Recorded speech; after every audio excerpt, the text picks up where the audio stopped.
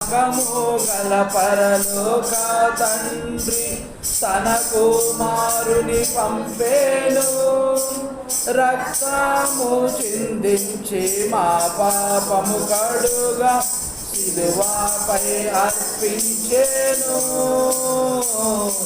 సిలువపై అర్పించెను. ఆత్మ శరీర ప్రాణములను అర్పించి ప్రభును స్తుతింతుము.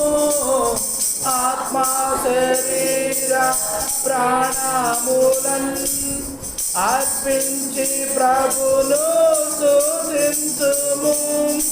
హల్లెలూయా స్తుతి మహిమ ఘనత ఎల్లప్పుడూ ప్రభుకే.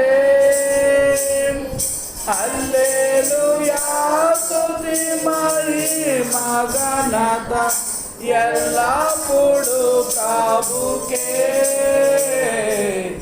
ఎల్లప్పుడూ ప్రభుకే.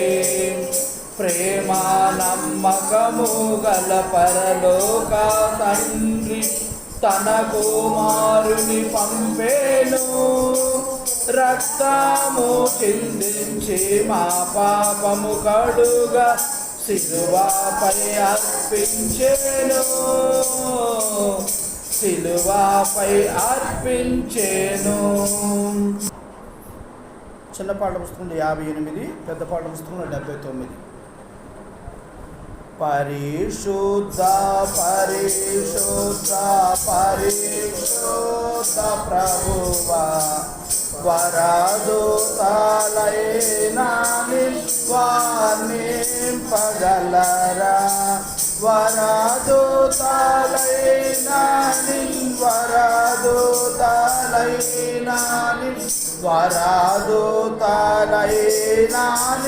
వార్నింపగలరా. పరిశుద్ధ జన కూడా పరమాత్మరు, పరిశుద్ధ జన కూడా పరమాత్మరూపుడ, నిరుపమ బల బుద్ధి నీతి ప్రభావం, నిరుపమ బల బుద్ధి, నిరుపమ బల బుద్ధి, నిరుపమ బల బుద్ధి నీతి ప్రభావ.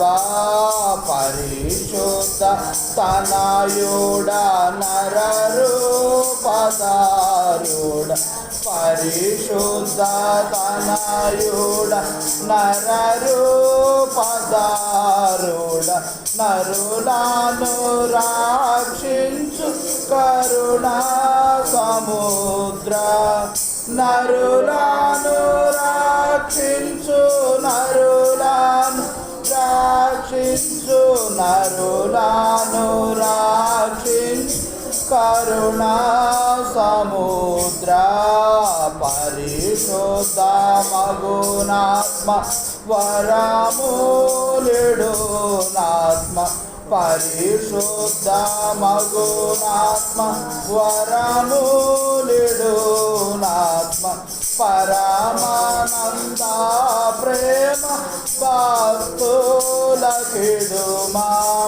పరమానంద ప్రేమ, పరమానంద ప్రేమ, పరమానంద ప్రేమ భక్తులకిడుమా.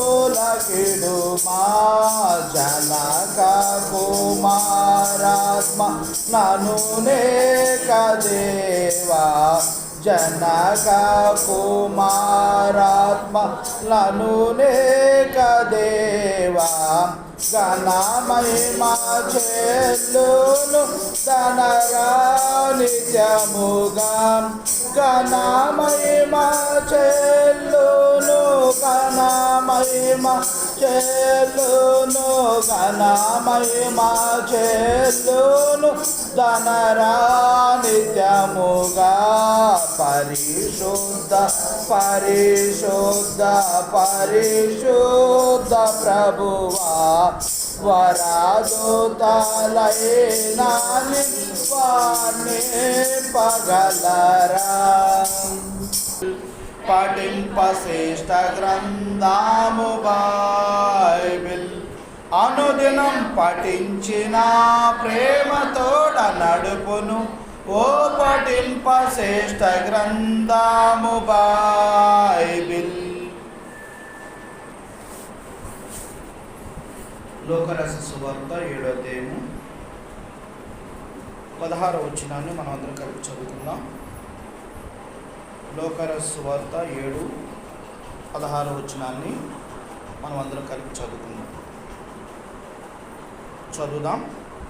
అందరూ భయాక్రాంతులై మనలో గొప్ప ప్రవక్త బయలుదేరి ఉన్నాడనియు, దేవుడు తన ప్రజలకు దర్శనము అనుగ్రహించి ఉన్నాడనియు దేవుని మహిమపరిచెరి. దేవుని సాంపులకు చిన్న ప్రార్థన. ప్రభువైన యేసుక్రీస్తు వారి నామమున వందనాలు. మీ అందరికీ కూడా నా హృదయపూర్వక వందనాలు తెలియపరుస్తున్నాను. ఇప్పుడు మనం చదువుకున్న వాక్యంలో మనం చూసినట్లయితే లోకరస సువార్త 7వ అధ్యాయము 16వ వచనం మనం చదువుకుంటూ వచ్చాం. నూతన సంవత్సరంలో నూతనముగా ప్రభువారు మొదటి ఆదివారం మనకు అనుగ్రహిస్తూ వచ్చారు. ఈ ఆదివారాన్ని మనం పునరుద్ధరించుకొని దేవుణ్ణి మనం ఏ విధంగా స్తుతించాలి, దేవుని ఎలా గణపరచాలి, ప్రభువైన యేసుక్రీస్తు వారిని ఎలా స్తుతించాలి అనే అనుభవాన్ని కొన్ని అంశాలుగా మనం చూసుకుందాం. ఇప్పుడు మనం చదువుకున్న వచనంలో చూసినట్లయితే లోకరస సువార్త 7:16లో ఇక్కడ మనం చూస్తూ వచ్చిన ఒక మాట, అందరూ భయాక్రాంతులై మనలో గొప్ప ప్రవక్త బయలుదేరి ఉన్నాడనియు, దేవుడు తన ప్రజలకు దర్శనము అనుగ్రహించి ఉన్నాడనియు దేవుని మహిమపరిచెరి. ఇక్కడ మనం చూసినట్లయితే తన ప్రజలకు దర్శనం అనుగ్రహించి ఉన్నాడని దేవుని మహిమపరిచెరి. అందరూ కూడా అక్కడ వెంటనే భయపడ్డారట.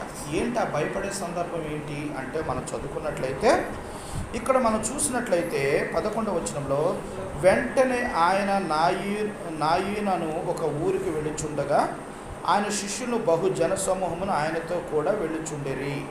ఆయన ఆ ఊరి గవని యొద్దకు వచ్చినప్పుడు చనిపోయిన ఒకడు వెలుపలకు మోసుకొని పోవచుండెను. అతని తల్లికి అతడొక్కడే కుమారుడు, ఆమె విధవరాలు. ఆ ఊరి జనులు అనేకులు ఆమెతో కూడా ఉండిరి. ప్రభువు ఆమెను చూసి ఆమె యందు కనికరపడి ఏడవద్దని ఆమెతో చెప్పి దగ్గరకు వచ్చి ఆ పాడెను ముట్టగా మోయిచున్నవారు నిలిచిరి. ఆయన చిన్నవాడా లెమ్మని నీతో చెప్పుచున్నాననగా ఆ చనిపోయిన వాడు లేచి కూర్చుండి మాట్లాడసాగెను. ఆయన అతని తల్లికి అప్పగించెను. అందరూ భయాక్రాంతులై మనలో గొప్ప ప్రవక్త బయలుదేరి ఉన్నాడనియు, దేవుడు తన ప్రజలకు దర్శనం అనుగ్రహించి ఉన్నాడనియు దేవుని మహిమపరిచిరి. ఇక్కడ మనం చూసినట్లయితే యేసు ప్రభువారు ఒక ప్రాంతానికి వెళ్ళారు. ఆ ప్రాంతం పేరు ఏమనగా నాయీనను ఒక ఊరికి వెళ్ళాడు. ఆ ఊరికి వెళుతున్న పరిస్థితుల్లో గవిని దగ్గరికి రాంగలోనే చనిపోయిన ఒక వ్యక్తిని మోసుకొని వస్తున్నారు కొంతమంది ప్రజలు. వస్తున్నప్పుడు అక్కడున్న ప్రజలందరూ కూడా ఆ ఇంటి వారు, ఆ ఊరు ప్రాంత ప్రజలందరూ కూడా ఆ యొక్క పాడెను మోస్తూ వారందరూ వెనక వస్తున్నారు. ఆ యొక్క విధవరాలికి ఒక్కడే కుమారుడు. ఆ కుమారుడు చనిపోయాడు. తనకు ముందు భర్త చనిపోయాడు, తర్వాత కుమారుడు అండగా ఉంటున్నాడు అనుకున్న టైంలో కుమారుడు కూడా చనిపోయాడు. ఇంకా తనకి ఏమి దిక్కు? ఎవ్వరు లేరు. చూసారా, ఎవ్వరు లేని వారికి ఎవరు దిక్కు? అది అర్థమైందండి. దేవుడు అక్కడ దిగొచ్చాడు, ప్రభువారు అక్కడికి వచ్చాడు. వచ్చి ఆమె ఏడుస్తున్న విధానం చూసి ప్రభు చాలా చలించిపోయాడు. చాలా ఆయన వేదన చెందుతూ ఆయన ఒక మాట ఏమన్నాడంటే, ఆయన ఒక మాట అంటూ వచ్చాడు. ఆమెను చూసి ఆమె యందు కనికరపడ్డాడు. ప్రభువారు నిన్ను నన్ను చూసినప్పుడల్లా ఆయన కనికరపడే దేవుడు. ఆమెను చూచాడు. ఆమె కుమారుడు ఆ ఊర్లో ఎంత మంచిగా ఉంటున్నారో ఆ ప్రజలు చూస్తే అర్థమైంది. కొంతమంది చనిపోయినప్పుడు చూస్తుంటే ఎవ్వరూ పెద్దగా వెళ్ళరు కదా, ఒక్కళ్ళే మోసుకొని వెళ్తుంటారు. కానీ అదే మంచి వ్యక్తి, పేరున్న వ్యక్తి, అక్కడ మంచి పనులు చేసిన వ్యక్తి అనుకో, ఆ ఊరు ప్రజలందరూ కూడా ఏం చేస్తారు? ఆ అన్నగారు మాకు మంచి చేశారు, అమ్మ మాకు మంచి చేసింది, ఆమెను కనీసం చూడటానికని వెళ్ళాలని ఆశతో వెళ్తారు. ప్రియమంది ఏం పెట్టారా, అలాగా ఊరు ప్రజలందరూ కూడా ఆ యొక్క పాడిని మోస్తూ వెనకెళ్తున్నారట. అవన్నీ చూశాడు యేసుప్రభు. ఆమె దగ్గరకు వచ్చి, అమ్మ ఆమె మీద కనికరపడి, అమ్మ ఏడవద్దు అన్నాడు. చూడండి, ఒక జాలిగల మాట మాట్లాడాడు. చాలామంది మనం కూడా మాట్లాడతాం కానీ మనం ఏం చెయ్యం. కానీ ఆయన దేవుడు కనుక ఆయన ఏం చేశాడు, ఆ యొక్క పాడిని ముట్టగానే పాడిని మోయిచున్న వారు ఏం చేశారు, ముట్టగానే మోయిచున్న వారు నిలిచిరి. ఆయన చిన్నవాడ లెమ్మని నీతో చెప్తున్నాను అనగా ఆ చనిపోయిన వాడు లేచి కూర్చుండి మాట్లాడసాగాను. దేవుడికి ఒక్కడికే సాధ్యము చనిపోయిన వారిని లేపటం. ప్రభువైన యేసుక్రీస్తు వారికి ఒక్కడికే సాధ్యం, ఎవ్వరూ చేయలేని పని. ప్రభువైన యేసుక్రీస్తు వారు చనిపోయిన వ్యక్తిని, చనిపోయి పాడేసి మరి ఆ యొక్క సమాధి కార్యక్రమంలో తీసుకెళ్లే వ్యక్తిని ఆపి పాడి మీద అందరూ చూస్తుండగా, ఇది ఏదో మరి మాయమంత్రాలతో చేసే కార్యం కాదు. అందరూ చూస్తుండగా, ఊరి ప్రజలందరూ అక్కడ ఉన్నారు, అందరూ చూస్తుండగా ఆ యొక్క పాడిని ముట్టగానే ఆ కుమారుని లేపి నుంచోబెట్టాడు. చూసారా, చనిపోయిన వారిని లేపగల శక్తి ఎవరికి ఉందండి? మన ప్రభు అయిన యేసుక్రీస్తు వారు ఉంది. ఆ ప్రభువారిని ఈరోజు ఆరాధించడానికి మనం వచ్చి ఉన్నాం. ఆయన ఆరాధించాలి అంటే ప్రభువారిని ఇక్కడ ప్రజలందరూ కూడా ఏం చేశారంటే, అక్కడ ఉన్న వారందరూ భయాక్రాంతులు అయిపోయారట. చనిపోయిన వాడు ఎప్పుడు దా చచ్చిపోయినాడు ఒకటేసారి లెక్కితే ఏమనుకుంటారు, అందరికి భయం వేసింది. భయక్రాంతులు అయిపోయి మనలోకి ఒక ప్రవక్త వచ్చాడు. మనం ఈ రోజున దేవుని దర్శనాన్ని చూసాము అని దేవుణ్ణి ఏం చేశారు, ఆయన మహింపరుస్తూ వచ్చారట.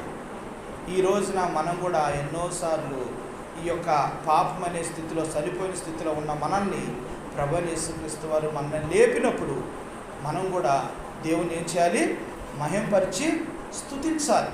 ప్రభువా, నేను కూడా ఆ చనిపోయిన కుమారుడు వలె నేను కూడా పాపములో, శాపములో, అంధకారంలో నేను కూడా చనిపోయిన వ్యక్తిగా ఉన్నాను. నా దగ్గరకు వచ్చి నన్ను ముట్టి నన్ను లేవనెత్తి ఈ రోజున సజీవ లెక్కలో ఉంచిన దేవా, మీకు వేలాది వందనాలు, స్తోత్రాలని మనం ఏం చేయాలండి, దేవుని స్తుతించి ఆరాధించాలని ప్రభు పేరిట మీకు మనం చేస్తున్నాను. అలాగే ఇంకొక మాట చూద్దాం. లోకరస సువార్తలోనే మనం కొన్ని అంశాలు చూద్దాం. 1వ అధ్యాయము 65, 64, 65 చదువునానా? 64, 65 చదువునా?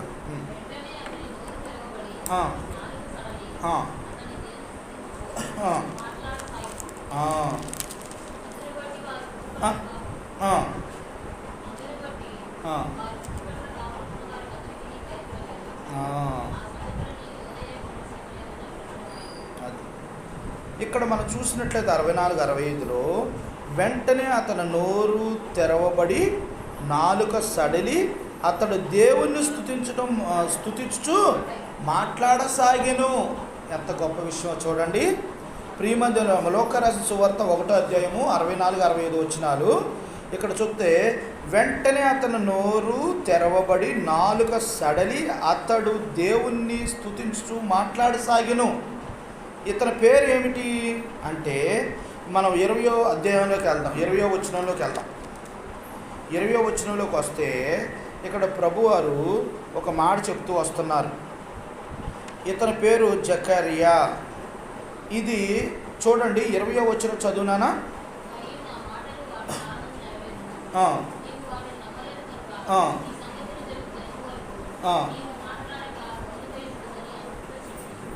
దేవుని యొక్క ప్రక్కనున్న గాబ్రియేలు దూత వచ్చి జకరియా ధూపం వేస్తుండగా దేవుని యొక్క దూత ప్రక్కన నిలబడి దేవదూత మాట్లాడుతూ వస్తుంది. నీవు కుమారుని కంటావు, ఆ కుమారుడికి యోహాను అని పేరు పెడతావు అంటే ఆయన ఏం చేస్తాడట, ఇక్కడ ఏం చేశాడు,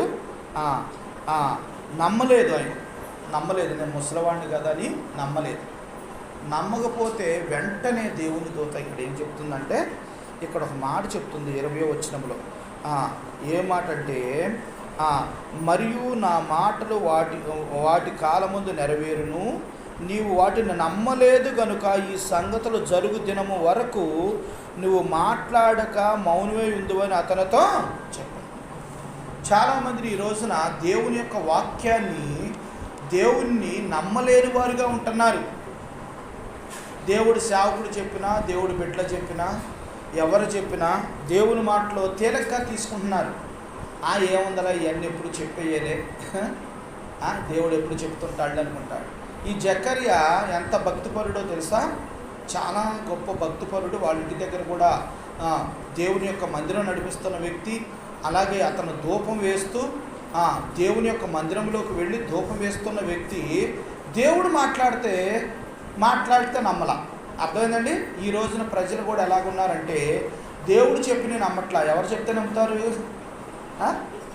మనుషులు చెప్తే నమ్ముతారు, దేవుడు చెప్తే నమ్మరు. నిజాయితీగా మరి యథార్థంగా దేవుడు చెప్పిన మాట నమ్మాల. వెంటనే దేవుని యొక్క దూత అతన్ని ఏముందో తెలుసా? ఈ కార్యం జరిగేంత వరకు కూడా నువ్వు మాట్లాడక మౌనమై ఉంది అంటే అక్కడి నుంచి ఆయనకి మాట రావటం మానేసింది, మాట పడిపోయింది. వెంటనే యోహాను ఎలిజబెత్కి గర్భవతి అయి కుమారుని కండి వెంటనే పిల్లోడికి పేరు పెట్టాలన్న టైంలో ఒక అద్భుతం జరుగుతూ వచ్చింది. ఆ అద్భుతం ఏంటంటే 64-65 చదువునాను మళ్ళీ.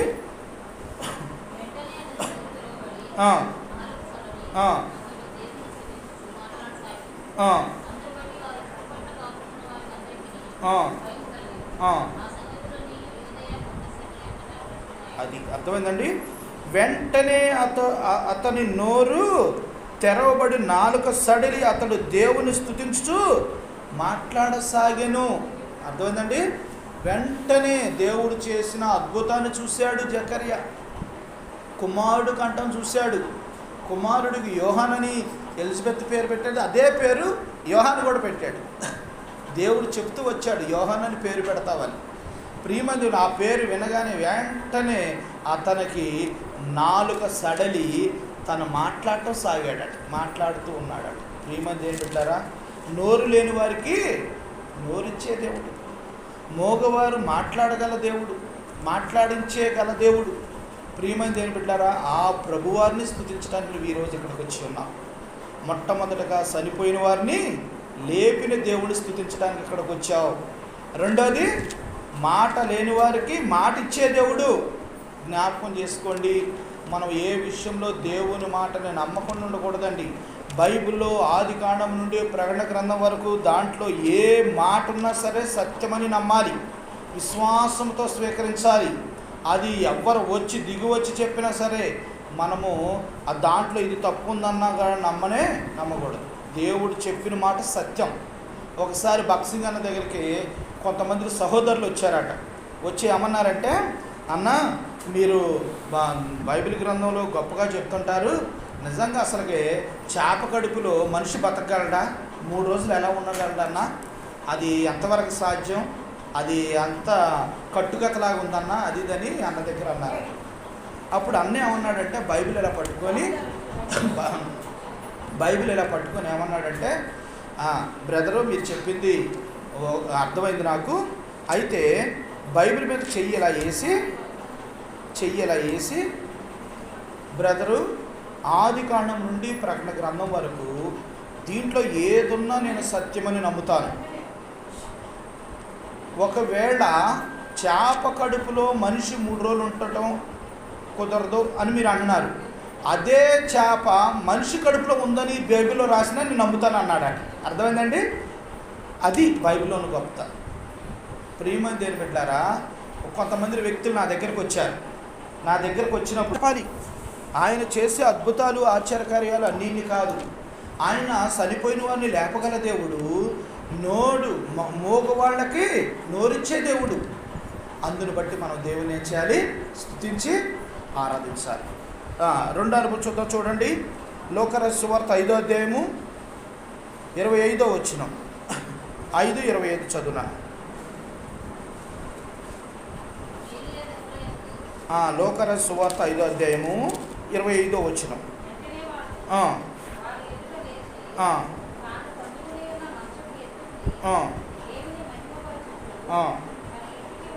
అది అర్థమైందండి?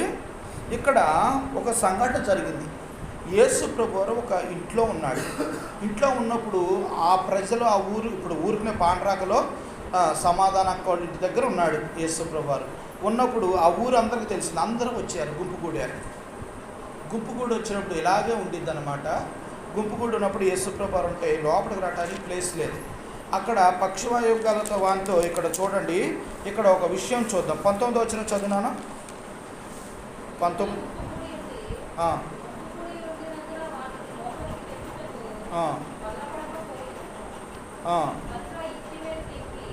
అంటే 18 చదివినాను.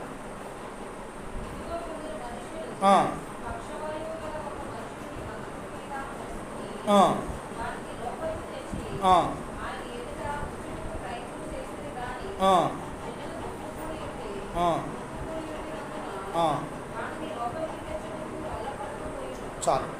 పక్షగలవాయన్ని ఒక 4 వ్యక్తులు మోసుకుంటూ వచ్చారు. యేసు ప్రభు వారి దగ్గర కొత్త స్వస్థత పరుస్తాడని నమ్మకంతో. అక్కడ అందరూ జనాలు గుంపు కూడా ఉన్నారు, ప్లేస్ లేదు. వాళ్ళ విశ్వాసం చూడండి, పైకెక్కారు. పైకెక్కి ఆ రేకులు ఓడదీశారు. యేసు ప్రభు వారు ఇక్కడ నుంచున్నారు అనుకోండి, యేసు ప్రభు వారు ఎగ్జాక్ట్గా ఆయన ఎదురుగా ఆ మంచాన్ని దింపారు తాళ్ళుతో. వాళ్ళ విశ్వాసాన్ని చూసి యేసు ప్రభు వారు ఆశ్చర్యపడతాడు. ఎంత ఆశ్చర్యపడ్డాడంటే నిజంగా మీ విశ్వాసం గొప్పదని మెచ్చుకుంటూ అక్కడ 25వ వచనంలో, ఇప్పుడు 25 చదువునానా, 25వ వచనంలో ఈ మాట అంటాడు.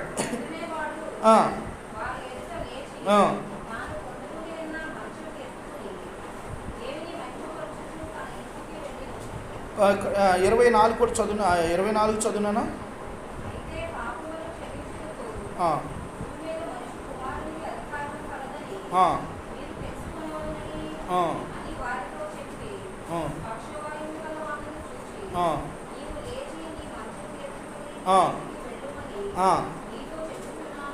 అర్థమైందండి? పక్షగలవాయినితో చూసి నీ పరుపు ఎత్తుకొని నడిచి వెళ్ళిపో అన్నాడు. అంటే అసలు అతను కొన్ని సంవత్సరాల నుండి పక్షవాయువుతో కాళ్ళు చేతులు పనిచేయట్లా, అందున మోసుకొని వచ్చారు. కానీ యేసు ప్రభువు ఏం చేశాడు? నువ్వు లెగిచి నీ పరుపు ఎత్తుకొని దాన్ని నెత్తి మీద పెట్టుకొని తీసుకెళ్ళమన్నాడు. ఎంత అద్భుత కార్యం అండి! అక్కడ ఉన్న ప్రజలందరూ ఏమనుకుని ఉంటారు? దేవుడిని ఎంత మహిమపరిచుంటారు. నిజంగా మన జీవితాల్లో కూడా ఇలాంటి అద్భుతాలు ఎన్ని జరిగి ఉంటాయి, ఎన్ని ఆశ్చర్యకార్యాలు జరిగి ఉంటాయి. నిజంగా లేవలేని స్థితిలో ఉన్నప్పుడు ఎంత దేవుడు మన ఎంతగా కాపాడుతూ వచ్చాడు. నిజంగా నేను కరోనా టైంలో కరోనా సిమ్టమ్స్ నాలో కనపడినప్పుడు నిజంగా ప్రభువుకు ప్రార్థన చేస్తూ వస్తే మా ఫ్రెండు ఆర్ఎంబి డాక్టర్ ఆయన నిజంగా శ్రీని గారు అని వైవాకలో ఉంటారు. ఆ బ్రదరు ఇలా ఫోన్ చేస్తే ఏం భయపడ మాకు, నేను మందులు చెప్తాను, ఆ మందులు వేసుకోమన్నాడు. ఇంటి దగ్గర ఉండి తగ్గిపోయిందండి. చూసారా? ఫుల్గా స్వస్థత చేశాడు దేవుడు. అసలు సిమ్టమ్స్ లేకుండానే చేశాడు. ప్రియమైన దేవుని బిడ్డారా, మన ప్రభు ఎలాంటి వ్యాధినైనా స్వస్థపరచగల దేవుడు. జ్ఞాపకం ఉంచుకొని దేవుని మనం స్తుతించాలి. ప్రభు ఈరోజు మనం ఆరోగ్యంగా ఉన్నాము అంటే అది దేవునిచ్చిన మహాకృప, ఆయన ప్రేమ. ప్రభువా నాకు ఇచ్చిన మంచి ఆరోగ్యాన్ని బట్టి మీకు వేలాది వందనాలు స్తోత్రాలని మనం దేవుని ఏం చేయాలి? స్తుతిస్తూ రావాలి. అందుకని ఇక్కడ పక్షిగలవాయన ఏమన్నాడు చూసా?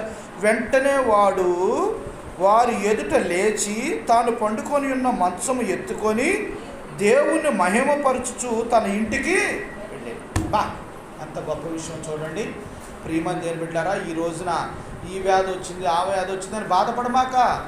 మనకు ప్రభు ఉన్నాడు, ప్రభు స్వస్థపరుస్తాడు. ప్రభు మీద విశ్వాసం ఉంచు, ప్రభు మీద నమ్మకం ఉంచు. ప్రభు నాకు తోడుగా, నాకు దేవుడు సహాయం చేస్తాడని నమ్ము. దేవుడు అద్భుత కార్యాన్ని మనం చూస్తాం. ఆ వ్యక్తి ఏం చేశాడండి?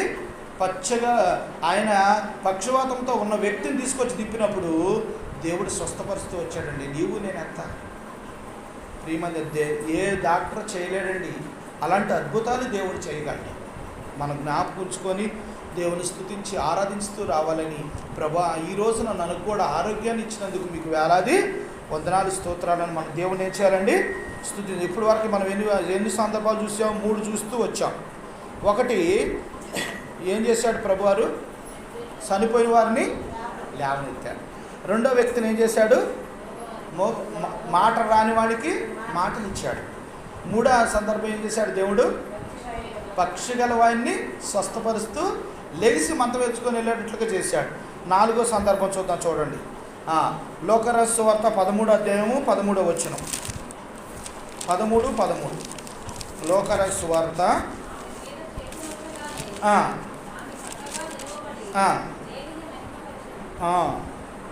ఇక్కడ మనం చూసినట్లయితే ఇక్కడ ఒక అద్భుతం చేస్తూ వచ్చాడు ప్రభు. ఆమె మీద చేతులు ఉంచగానే ఆమె చక్కగా నిలవబడి దేవుని మహిమపరిచెను. మీరు 10వ వచనం నుండి చదువునానా?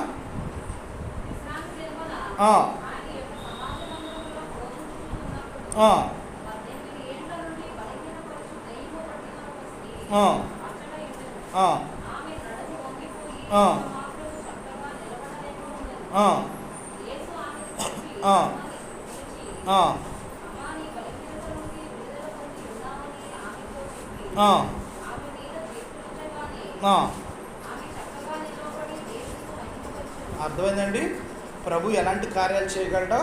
ఇక్కడ చూడండి, 18 ఏళ్ల నుండి బలహీనపరచు దెయ్యము పట్టిన ఒక స్త్రీ అచ్చట ఉండెను. దెయ్యము పట్టిన ఒక స్త్రీ అక్కడుండి, ఆ దెయ్యం ఏం చేసిందంటే నడువుని ఉంచేసింది. నడువు తిన్నగా నిలబడలేకపోతున్నావా, చాలా బాధపడుతుంది, కానీ ఎంతో భక్తి పర్రారు. అప్పుడు యేసు ప్రభువారు తన చూసి ఇక్కడ ఒక అద్భుతం చేస్తూ వచ్చాడు. 13వ వచనంలో యేసు ఆమెను చూసి రమ్మని పిలిచి, అమ్మా, నీ బలహీనత నుండి విడుదల పొంది ఉన్నావని ఆమెతో చెప్పి ఆమె మీద చేతులు ఉంచగానే ఆమె చక్కగా నిలవబడి దేవుణ్ణి మహిమపరిచింది. అర్థమైందండి? దెయ్యం పట్టింది, దెయ్యాలు ఉన్నాయి. ఆ దెయ్యాలు ఉన్న మాట వాస్తవమే. మనం దెయ్యానికి భయపడాల్సిన పని లేదు. మన దేవుడు శక్తిమంతుడు. ఏ దెయ్యం మననేమి చేయలేదు. విశ్వాసంతో మనం ముందుకు వెళ్ళటమే. ఒకసారి సుధాకరాన్ని చెప్తూ వచ్చాడు. సుధాకరాన్ని ఏం చెప్తూ వచ్చాడంటే, తుమ్ముడి దగ్గర ఆ మూల మీద ఎప్పుడో బస్సు యాక్సిడెంట్ అయిందట. ఎప్పుడో నేను రాకముందు బస్సు యాక్సిడెంట్ అయినప్పుడు ఆ బస్సు యాక్సిడెంట్లో నుండి ఒకళ్ళిద్దరు చెట్టుకి అలాడబడ్డారట. చెట్టుకి అలాడబడ్డారు చచ్చిపోయి. అక్కడ టర్నింగ్ దగ్గరకు వచ్చేళ్ళకి అక్కడ దెయ్యాలు ఉంటాయని అందరికి భయం. రాత్రి పోతే అర్ధరాత్రి వస్తే 12, 11 ఆ టైంలో, 1 గంట ఆ టైంలో అందరికి భయం వేసిద్ది అనమాట. అక్కడ దెయ్యాలు తిరుగుతున్నాయని ఒక నానుడు ఉంది. అన్న ఒకసారి అట్టు వెళ్తుంటే అసలుగా వెళ్తుంటే ఆ దెయ్యాలు చూసి దాక్కుంటాయట. అన్న చెప్పిన మాట. ప్రియమైనది ఏం బిడ్డారా, నిజంగా దేవుని యొక్క బిడ్డ యథార్థంగా ప్రభుని అంగీకరించి ప్రభునందు విశ్వాసం ఉంచి పాపాలన్నీ ఒప్పుకొని ఆయన రక్తంతో కడగబడి రక్షణ పొంది బాప్తిసం తీసుకొని ప్రతి దినం ఆయన బలలో చేవేసే బిడ్డ ఎవరైనా సరే బైబిల్ పట్టుకుని ఆ సెంటర్లో ఏమని దెయ్యాలు కాదు, సమాధుల్లో కాదు, ఎక్కడికైనా వెళ్ళు, ఏమి నేను ముట్టదు. నేను చూసి ఆ దెయ్యాలు కూడా దాక్కుంటాయి. అమ్మో దేవుని బిడ్డ వస్తున్నాడమ్మా అని దూరంగా దాక్కుంటాయి. అది దేవుని యొక్క శక్తి. ప్రియమైన దేవుని బిడ్డారా, దేవుని గురించి నువ్వేమనుకుంటున్నావు? దెయ్యాలను కూడా వెళ్ళగట్టగల గొప్ప సమర్థుడు మన ప్రభువైన యేసుక్రీస్తు వారు. ఆమె 18 ఏళ్ల నుండి బాధపడుతుంది. అమ్మా ఇలా రా అన్నాడు అని పట్టుకొని ప్రార్థన చేస్తున్నాడు. వెంటనే స్వస్థత పొంది ఆ నడుము తిన్నగా వచ్చేసింది. ప్రియమైన దేవుని బిడ్డలారా, ఆమె మీద చేతులు ఉంచగానే ఆమె తిన్నని చూడండి, తిన్నని వెన్నెముక కలిగి దేవుని స్తుతిస్తూ వచ్చి తిన్నగా నిల్చొని దేవుని స్తుతిస్తూ వచ్చింది, ఆరాధిస్తూ వచ్చింది. మరి ఈ రోజున నిన్ను నన్ను ఎన్నిసార్లు దెయ్యాలు పెట్టిన సందర్భంలో దేవుడు నిన్ను నన్ను ఎన్నిసార్లు స్వస్థపరిచాడు నీకు నాకు తెలియదు. దెయ్యాలు మన ప్రక్కనే ఉంటాయి, నన్ను ఎప్పుడు పడేస్తామని చూస్తుంటాయి. కానీ దేవుడు మన ప్రక్క నుండి గర్జించు సింహం వలె మన దగ్గరికి ఎవ్వరు రాకుండా వాటిని ప్రాలదోరుతుంటాడు. అర్థమైందండి? మన దేవుడు అంత సమర్థుడు. అందుకనే దెయ్యాలు మన దగ్గరికి రావు. ఒకళ్ళు వచ్చినా దేవుడు వాటిని ఎల్లగొడతాడు. ప్రియమైన దేవుని బిడ్డలారా, శ్వాసంతో దేవుని స్తుతింది. అవును ప్రభా, నేను కూడా దెయ్యాలు పట్టిన వ్యక్తిగా ఉన్నాను. నేను కూడా చిన్నప్పుడు సమాధుల్లో తిరిగి ఉన్నాట ఎక్కువ. నేను ఇంటి దగ్గర ఉన్నాడు కాదట. స్కూల్కి వెళ్ళమంటే నేను ఏం చేసేవాడినంటే, అక్కడ మాకు ఏరు అని ఒకటి ఉంటుందండి, ఏరు గట్టని. ఆ ఏడు కట్లకాయలు వెళ్ళి అక్కడ సమాధుల దగ్గర కూర్చోవడం అవి చేసేవాడట. దేవుడు తన బిడ్డని మా నాన్న ఈ దెయ్యం పట్టింది అనేవాడట. అటు వెళ్ళి అక్కడ కూర్చొని అక్కడే ఉండేవాడు ఎక్కువ. ప్రియమైన దేవుని బిడ్డలారా, ఎలాంటి పరిస్థితిలోనైనా ప్రభువారు సమర్థుడు. ఆయన రక్షించగల దేవుడు. జ్ఞాపకం ఉంచుకోండి, మన దేవుని గురించి అంత చెప్పినా తక్కువే. చనిపోయిన వాళ్ళని లేపగలడు, తర్వాత నోరు లేని వారికి నోరు ఇవ్వగలడు, తర్వాత పక్షవాళ్ళని బాగు చేయగలడు, దెయ్యం పట్టిన వారిని స్వస్థపరచగలడు. తర్వాత 4 అనుభవం 5 అనుభవం చూసుకొని మనం ఆరాధించుకుందామే. ఆ లోకరహస్య సువార్త 18:43 చూద్దాం. 18:43 త్వరగా చూసుకుందాం.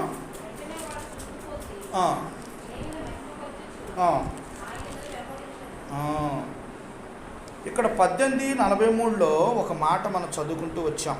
వెంటనే వాడు చూపు పొంది దేవుని మహిమపరచు ఆయన వెంబడించును. ప్రజలందరూ అది చూచి దేవునికి స్తోత్రం చేసిరి. మనకు అర్థం అవ్వాలి అంటే 37వ వచనం చదువునానా.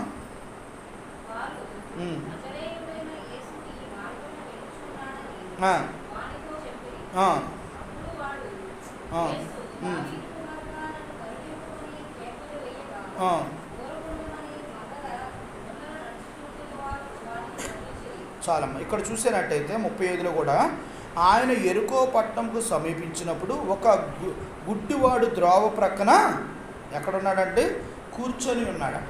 గుడ్డివాడు, కళ్ళు లేవు, ద్రోవ ప్రక్కన కూర్చొని ఉన్నాడు. వెంటనే అప్పుడు యేసు, దావీదు కుమారుడా నన్ను కరుణింపమని రక్షించమని కేకలు వేయగా ఊరకుండమని ముందర నడుచున్న వారందరూ వారిని గద్దించిరు. కానీ వాడు మరీ ఎక్కువగా దావీదు కుమారుడా నన్ను రక్షించమని చూడండి, నన్ను కరుణించమని కేకలు వేసాను. అంతటా యేసు నిలిచి వాడిని తన యొద్దకు తీసుకురమ్మనెను. వాడు దగ్గరికి వచ్చినప్పుడు ఆయన, నేను నీకేమి చేయగోరుచున్నానని అడుగగా వాడు, ప్రభువా చూపు పొందగోరుచున్నానెను. యేసు, చూపు పొందుము, నీ విశ్వాసమే నిన్ను స్వస్థపరచునని వానితో చెప్పాను. వెంటనే వాడు చూపు పొంది దేవుని మహిమపరచు ఆయనను వెంబడించెను. ప్రజలందరూ అది చూచి దేవుని స్తోత్రం చేశారు. కుంటిపక్షకుడు ఎంత కాలం నుండి అక్కడ కూర్చొని ఉంటాడు. నిజంగా కదా, కొన్ని సంవత్సరాల నుండి కళ్ళు కనపడవు కదా, ప్రపంచం ఎట్టుంటుందో తెలియదు. కానీ ఆయన ఒక పని చేశాడు. కళ్ళు లేని వారు ఆయన చెవులు బాగా పనిచేస్తాయి. వాళ్ళు ఏం చేశారంటే దేవుని మాటలు ఎక్కడ ఏ మాట చెప్పినా వింటటం మొదలెట్టాడు. దేవుని గురించి తెలుసుకోవటం మొదలు. ఈరోజు కళ్ళుండోళ్ళు, నోరుండోళ్ళు, ముక్కుండోళ్ళు ఎవరు కూడా దేవుని మాటలో సరిగినట్ల. కానీ అతను ఏం చేశాడో తెలుసా, దేవుడు స్వస్థపరుస్తాడని నమ్మాడు. బా, ఎంత గొప్ప విషయం చూడండి. కళ్ళు లేవు కానీ విశ్వాసం ఉంచాడు. విశ్వాసం ఉంచి ఆయన కూర్చున్న ప్రాంతం నుండి యేసు ప్రభువు నడుచుకుంటూ వెళ్తున్నాడని విన్నాడు. విని ఆయన వెళ్ళిపోతే నన్ను స్వస్థపరచలేరు ఎవరు అని గట్టిగా బిగ్గరగా, ఎంతమందిని ఏదన్నా సరే వినకుండా గట్టిగా బిగ్గరగా, దావీదు కుమారుడా నన్ను రక్షించమని కేకలు వేశాడు. మనం కూడా దేవుని స్తుతించే విషయంలో వాళ్ళున్నారు, వీళ్ళున్నారు, వాళ్ళేదో అనుకుంటారు, వీళ్ళేదో అనుకుంటారు అనుకోకూడదు. దేవుని స్తుతించినప్పుడు గట్టిగా బిగ్గరగా దేవుని స్తుతించాలి, గట్టిగా ఆరాధించాలి, ప్రభుని మహిమపరచాలి మన మాటల ద్వారా. ఇతను కూడా అంతే గట్టిగా పిలుస్తూ వచ్చాడు. వెంటనే ప్రభు ఏం చేశాడు, ఆగిపోయాడు. ఆగిపోయి దగ్గరకు తీసుకురమ్మని, నేనేం చేయకూర్చున్నానంటే నాకు చూపు లేదు ప్రభు అని, చూపు దయచి, అలాగే నీ విశ్వాసమే నేను స్వస్థపరచాను. అర్థమైందండి. ఎప్పుడైనా సరే మనకు స్వస్థత కలగట్లేదు అంటే కారణం ఏంటో తెలుసా, మన విశ్వాసము లేదు అని అర్థం. మన వ్యాధులు పోవట్లేదంటే ఏంటో తెలుసా కారణం, మనకు నమ్మకం లేదు దేవుడి మీద. ఏదో పైపైన భక్తి చేస్తున్నాం, దానివల్ల ఉపయోగం లేదు. దేవుడి మీద ఎలాంటి భక్తి చేశాడు ఆ గుడ్డివాడు? కళ్ళు లేవు, వెళ్తున్నారు, అందరు తిడుతున్నారు. ఎందుకంటే మాట్లాడతావు, యేసుప్రభుని ఎందుకు గట్టిగా పిలుస్తున్నాడు, అయినా వాళ్ళ మాటలనే లెక్క చేయాల, గట్టిగా కేకేశాడు. ప్రియమైన దేవుని బిడ్డలారా, గట్టిగా పిలిచి, దావీదు కుమారుడా నాకు సూపు దయచేయమండి. వెంటనే ప్రభు సూపు దయచేశాడు.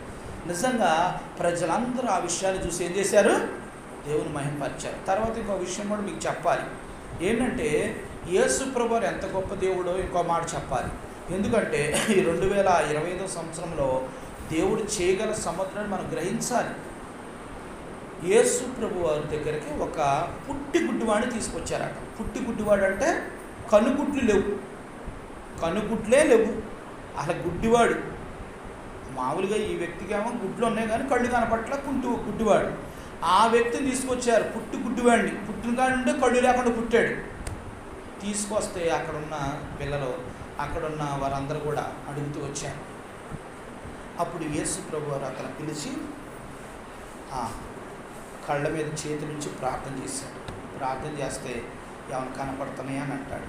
లేదు ప్రభువా, చెట్లులా కనపడుతున్నారు, మనుషులు ఎవరు కనపడట్లేదు. ఓకే అనేసి ఉమ్ము ఊసి ఆ మట్టితో అట్ట మట్టి ఉండలో చేసి కళ్ళల్లో పెట్టి మళ్ళీ ప్రార్థన చేశాడట.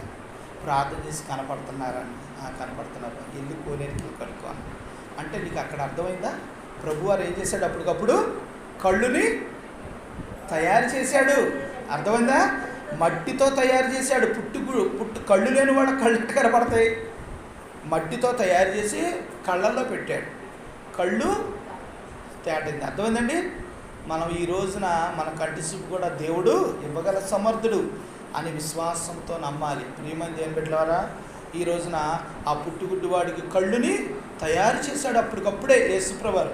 అంత గొప్ప దేవుడు మన ప్రభువైన యేసుక్రీస్తు వారు. నిజంగా మనము ఇక్కడ ఉన్నవారు అందరూ కూడా నిజంగా ధన్యులండి. ఎంత ధన్యులు అంటే నిజమైన దేవుణ్ణి మనం తెలుసుకున్నాం, గొప్ప దేవుణ్ణి తెలుసుకున్నాం. ఆయన ఎంత ఆరాధించినా మనం తక్కువే, అంత ఆరాధించినా తక్కువే. నిజంగా ఇక్కడ మనం చూస్తూ వచ్చాం. ఒక్కొక్క సందర్భం ధ్యానం చేస్తుంటే ఆశ్చర్యం కలుగుతుంది. నిజంగా చచ్చిపోయి లేపటం అంటే మాట్లాడి ఎవరు చేయగలరు? ఎవరు చేయలేరు. రెండోది, నోరు లేని వారికి మాట ఇవ్వగల సమర్థుడు. అలాగే పక్షవాలు గల వాడిని స్వస్థపరిచే దేవుడు. తర్వాత దెయ్యం పట్టిన వ్యక్తిని స్వస్థపరిచే దేవుడు. తర్వాత కంటి చూపు లేని వ్యక్తికి కంటినిచ్చే దేవుడు. అలాగే లాస్ట్ మాట ఒక మాట చూసుకొని దేవుని ఆరాధించుకునే వారికి మనం ఉందాం. ఈ లోకరాజ్య సువార్త 23 ఈ మాట చూసుకొని ఆరాధించుకుందాం. 23:47.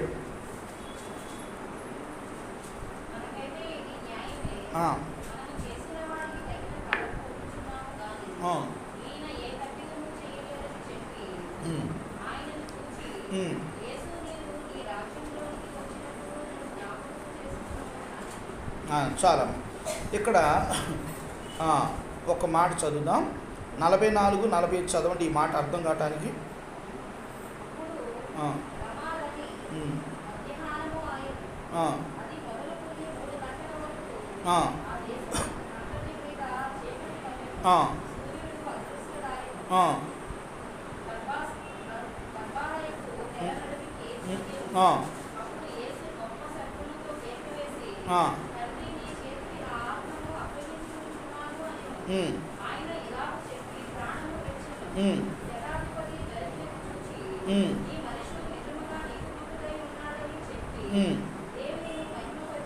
అది అర్థమైందండి. యేసు ప్రభువారు సిలువేసిన సన్నివేశాన్ని మనం చూస్తూ వచ్చాం. ఈ సన్నివేశంలో రమారమి మధ్యాహ్నమాయను, అది మొదలుకొని 3 గంటల వరకు దేశమందు చీకటి కమ్మెను. అర్థమైందండి? మధ్యాహ్నం పూట చీకటి కమ్మిపోయింది. చూడండి, చీకటి కమ్మిన వెంటనే సూర్యుడు అదృశ్యుడాయను, గర్భాలయపు తెర నడిమికి చిరిగను. ఈ రోజున దేవుని యొక్క గర్భగుడిలోకి రావడానికి మనకు ఏమాత్రం అధికారం లేదు. అంటే 3 ప్రాంతాల నుండి ఆవరణ, మధ్యది, తర్వాత మేను దేవుని యొక్క స్థలం గర్భగుడి. ఈ 3 ప్రాంతాల్లో బయటే ఉండాలి ప్రజలు, దేవుని మందిరంలోకి రాకూడదు. తర్వాత దేవుని యొక్క స్థానానికి కూడా రాకూడదు. దేవుడు ఏం చేశాడంటే దాన్ని తెర ఇలా వేసిందని మధ్యగా చింపేశాడటంటే ఆహ్వానిస్తూ వచ్చాడు. చూసారా ప్రియమైన దేవుని బిడ్డలారా? నిజంగా అయితే ఇక్కడ అప్పుడు యేసు గొప్ప శబ్దంతో కేకవేసి, తండ్రి, నీ చేతికి నా ఆత్మను అప్పగించుచున్నాను. అయినను ఇలాగ చెప్పి చూడండి, ప్రాణము విడిచెను. శతాధిపతి జరిగింది చూసి, ఈ మనుషుడు నిజముగా నీతిమంతుడై ఉన్నాడని చెప్పి దేవుణ్ణి మహిమపరుస్తూ వచ్చాడు. శతాధిపతి అక్కడున్న ఒకసారి ఒక దైవసేనుడు చెప్తూ వచ్చాడు, యేసు ప్రభువారు పొట్టలో పొడిచాడు. చూశారు ఒక భటుడు. ఆ భటుడు పొడిచిన వెంటనే రక్తం చింది అతని మీద పడిన వెంటనే పరిశుద్ధుడైపోయి అతనికి ఒక రకంగా అయిపోయాడట. అంటే దేవుని యొక్క రక్తం ఆయన మీద పడగానే వెంటనే తన పాపాలు ఒప్పుకొని నిజంగా దేవుడి కుమారుడని ఒప్పుకున్నాడట. ఒక వ్యక్తి ఏం చేశాడంటే ఆ ఇంటిలో పాపం అందరూ వ్యాధిగ్రస్తులే, కుష్టి వ్యాధి వాళ్ళు, కాళ్ళు చేతులు పనులు చేయనోళ్ళు, చాలా దీనస్థితిలో ఉన్నారు.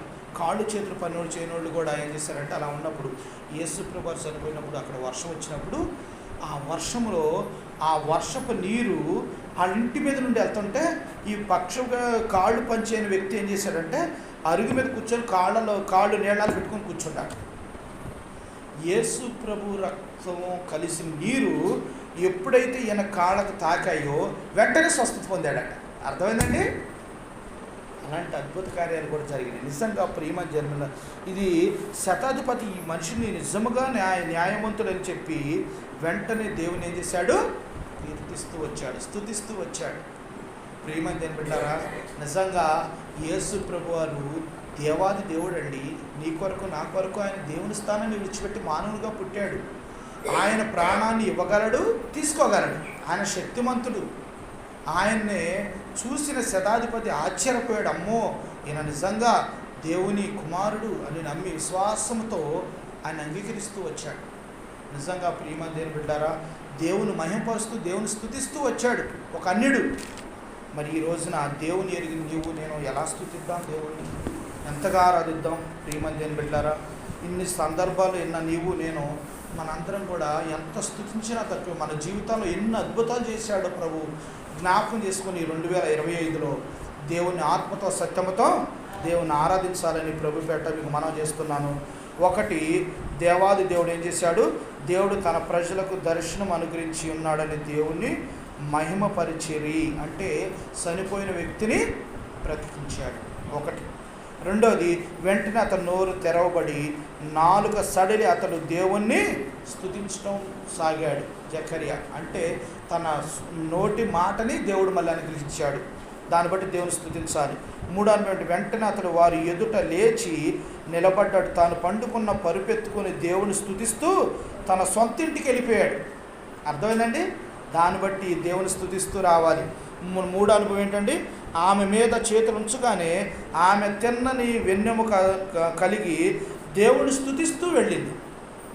దెయ్యం పట్టిన వ్యక్తి స్తుతిస్తూ దేవుణ్ణి వెళ్ళింది. అలాగే నాలుగో అనుభవం, వెంటనే అతడు చూపు పొందాడు, దేవుణ్ణి కీర్తిస్తూ ఆయన వెంట వచ్చాడు. అది చూసి ప్రజలందరూ దేవుణ్ణి స్తుతిస్తూ వచ్చారు. కంటి చూపు లేని వ్యక్తికి కంటి చూపుని దయచేశాడు.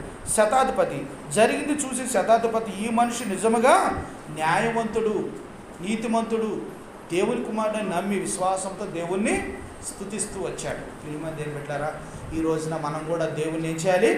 ఆత్మతో సత్యముతో స్తుతించి ఆరాధించాలని ప్రభు పేట మనం చేస్తున్నాను.